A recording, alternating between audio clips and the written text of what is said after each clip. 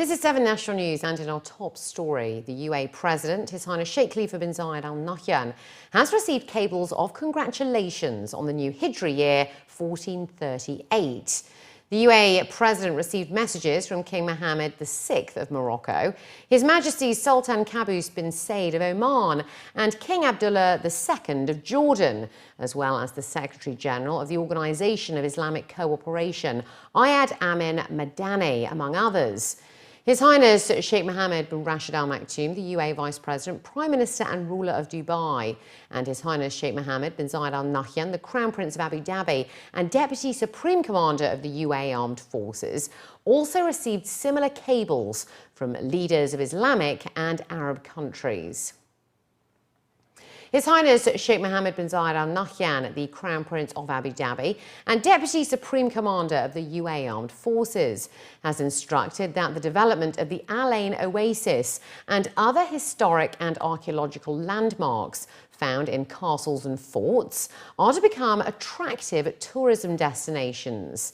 The move came after a site visit by the Crown Prince to the hilly Oasis and a number of archaeological sites over in Al Ain.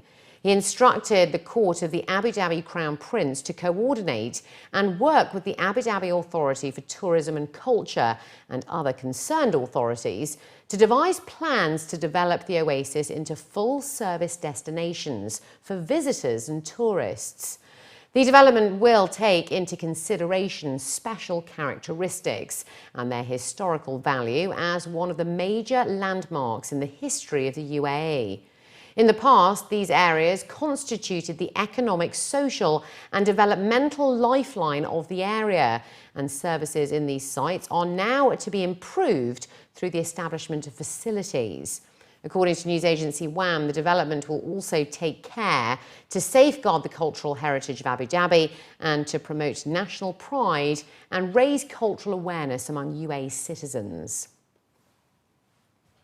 The UAE Ministry of Human Resources and Emiratisation has launched a ministerial decree to ensure the on-time payment of salaries for all employees in the country, which will start from the 3rd of October. The new wage protection decree was launched by His Excellency Sakir Gobash, the UAE Minister of Human Resources and Emiratisation, which is aimed at contributing towards labour rights in the country.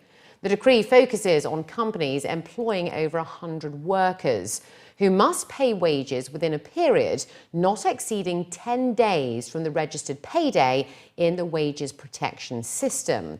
Failure to do so, the ministry will stop granting them any additional work permits starting from the 16th day of delay.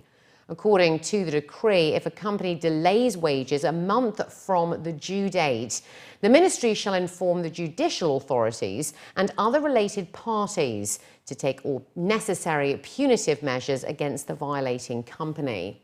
Furthermore, the ministry will cease operations of other companies owned by the same employer and forbid any upcoming projects foreseen by the same owner.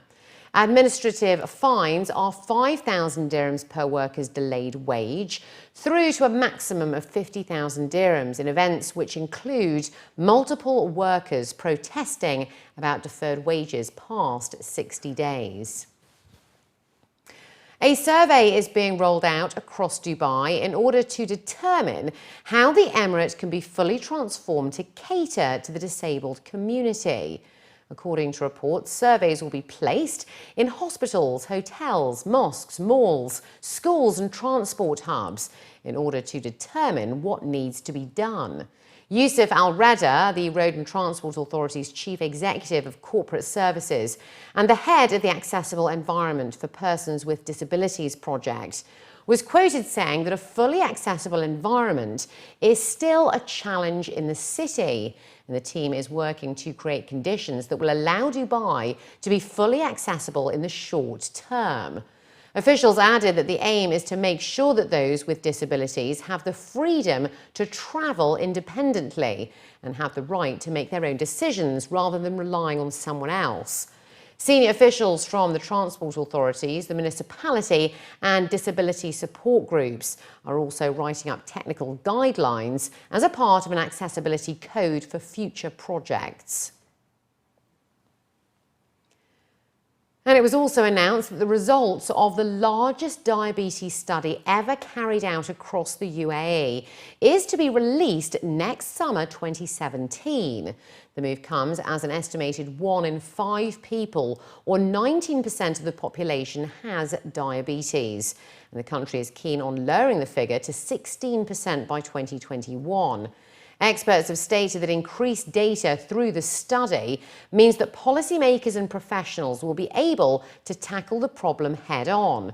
It was also noted that the initial research, which is backed by the Ministry of Health, started 3 years ago, and the findings are set to reveal some of the key causes of diabetes in the country. The Road and Transport Authority is calling on motorists who received fines on the 20th of September to contest them due to a technical problem. Those who received a fine near a mall in Jumeirah at around 1:40 p.m. could have their violations redeemed, as there was a technical error on a machine. The spokesperson from the RTA was quoted in a local daily stating that there was a fault with the parking machine and that the technicality was fixed within the hour. They added that those who encountered the problem may contest the fine, which will then be cancelled. In order to raise a fine dispute, the RTA reminded the public to contact their call centre on 800 9090. And finally, looking to other news now, celebrity Bollywood actor Harshvardhan Kapoor, actress Saiyami Kher, and the director of Rang De Basanti fame, Rakesh Omprakash Mehra, were in Dubai to promote their upcoming warrior romance flick, Mirzya, which is hitting UAE screens on the 6th of October. During a press conference in Dubai, the director, Omprakash Mehra, stated that the film is all about exploring various shades of love, with debutantes Harshvardhan Kapoor playing the role of a warrior and Saiyami Kher playing the role of Sahiba from the traditional famous Punjabi folklore of Mirzya Sahiba. Commenting on the warrior love story, the director revealed that the untold story behind Mirzya stayed with him for almost 25 years when he first watched it unfold during a play in Delhi. And the film is an effort to understand why Saiyami, the character playing Sahiba in the film, ultimately sacrifices her love. While talking about his character in the film, Harshvardhan stressed that although his role was very challenging, he greatly enjoyed sharing the screen with Saiyami, as they tend to share great chemistry on and off the screen. While stating that the UAE is a great place to promote their film, the director highlighted that the country has a majority population representing the South Asian community, and that he's confident that the story will resonate with UAE audiences as well. There's this huge want out here to see South Asian cinema, whether it emerges from India or from Pakistan or from Bangladesh. And India being the big brother there, because we have a much more settled down film industry as such. A lot of our diaspora is already here, but there are also a lot of non-traditional watchers as such. So it is an ever-growing market, if you really ask me.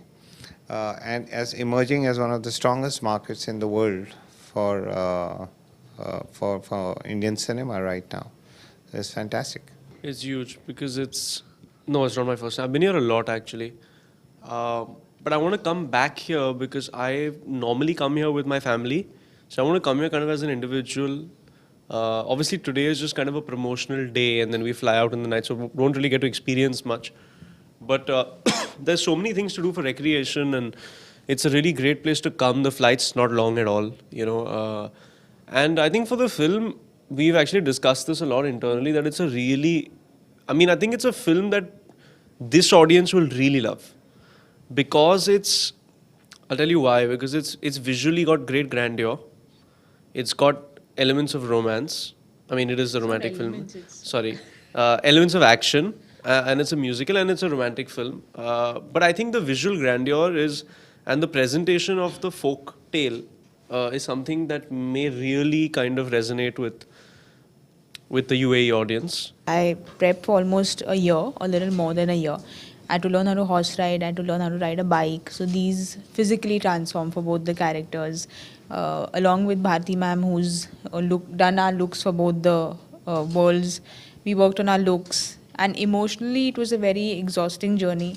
So even that required a lot of prep. So overall there was a lot of prep, but I hope it all comes together and is rewarding.